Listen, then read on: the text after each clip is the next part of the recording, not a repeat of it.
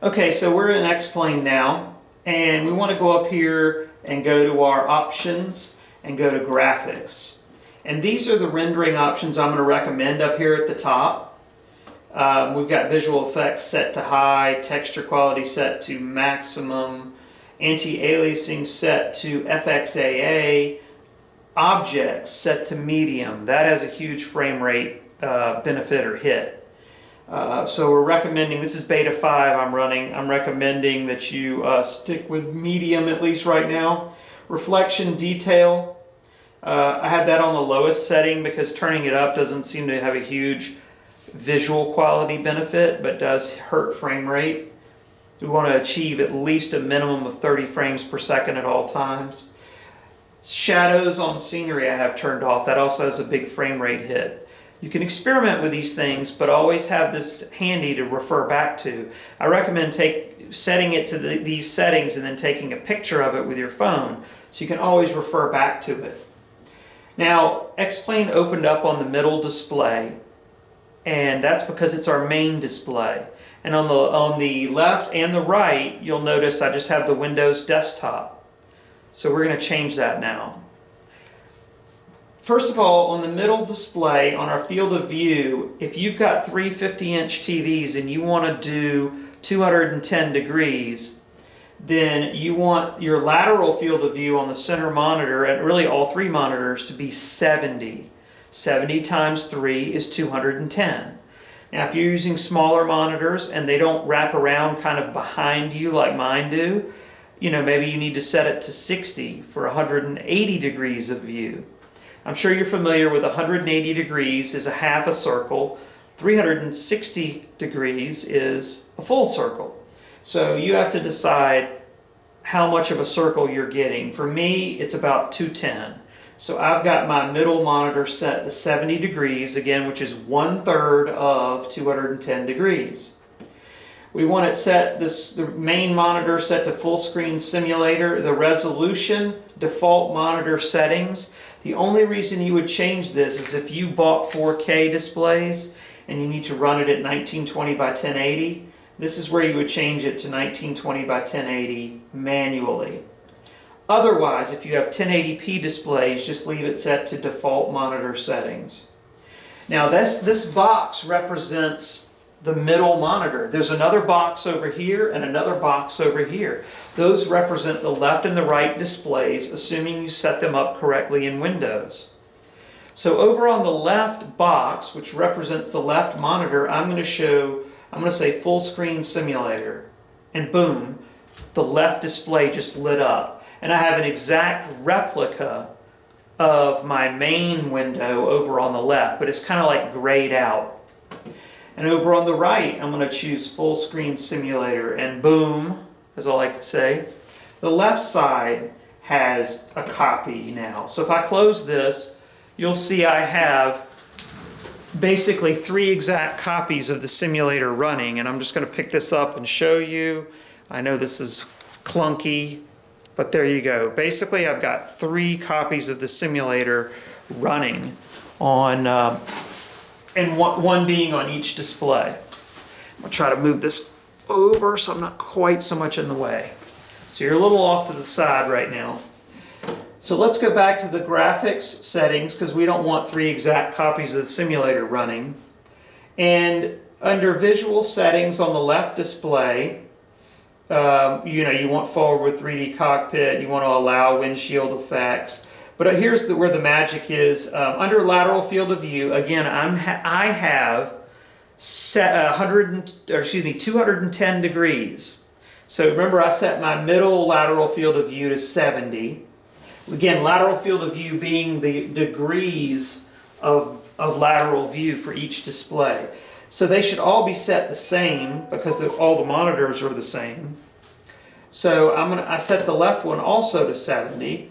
And under the field of view on the right one, I also set it to 70 because they're all the same size monitors and they're all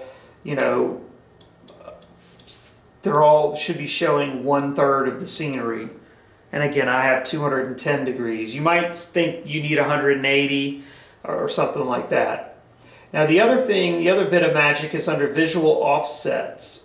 Now, not accounting for the bezel, I need my lateral rotation offset on the left display set to -70. -70. And on the positive one, I need my my lateral offset set to +70. So I'm going to set that to +70 and then hit done. Now let me show you what we have. So now we have, over on the left side, we have the left view, and over on the right, excuse me for kicking the tripod, we have the right view. Okay, but we're not doing any accounting for the bezels. Okay, so I'm kind of showing you now this edge. If I really want to dial this in, notice how this line doesn't continuously go up, and that's because we have a little bit of a bezel here. Well, we can actually dial that in or out, however you want to look at it. I'm going to try setting my lateral offset on the left side to -73 degrees, or maybe even -72 degrees. And then I'm just going to go ahead over on the right side and do the same thing. I'm going to set it to +72. So I'm assuming 2 degrees is what's taken up in that bezel right there, is about 2 degrees. And if you look here, that flows really nicely. You can see that this line looks like a continuous line up here.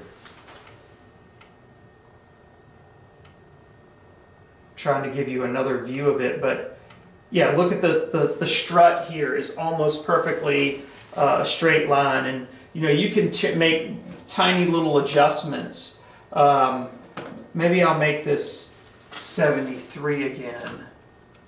And that might, no, that's too much. It looks like I only need 71. Actually, 71 and a half if I really want to get perfect. So now if you look at that strut right there, it may be difficult to tell, but to my eye, it looks perfectly straight. Now you're at a slightly different angle than I am, so it may not look perfect to you, but it looks perfect to me. And so to review, let's look at what we've got here. We've got 3, I'm going to set that to default there, and default here. We've got 3 monitors set up. Each of these boxes represent each of the monitors. Over on the left one, you see we've got the lateral field of view set to, I'm going to move the camera back over. I'm sorry, this is very unprofessional, but this is a post-sale video. So on the left monitor, we've got full screen simulator. We got default monitor settings because we have 1080p televisions, forward with 3D cockpit. Under our field of view, we've got it set to 70 because we feel like we've got 210 degrees of forward view. And we have actually all 3 monitors set to 70. Our visual offsets, I've got mine set to -71.5 because I'm accounting for the bezel. If you don't want to account for the bezel, then just -70 and +70 on either side. So again, the middle's set to 70 for lateral field of view. There's no lateral offset because that's the center monitor. We don't want to offset it. And then over on the right side, we've got, I'm going to say 71.5 because we want to match what we have on the other side for our lateral rotation offset, 71.5. And of course our lateral field of view is still also 70. The lateral field of view should match on all of them. And again, the lateral field of view is the total amount of degrees of wide view divided by 3. We feel like we've got 210 degrees because I have 3 50-inch monitors and they actually go behind me. Therefore, it's 70, 70, 70 on these 3. So hopefully that was, I did that well enough for you. You can see that everything flows pretty doggone smoothly. I can zoom out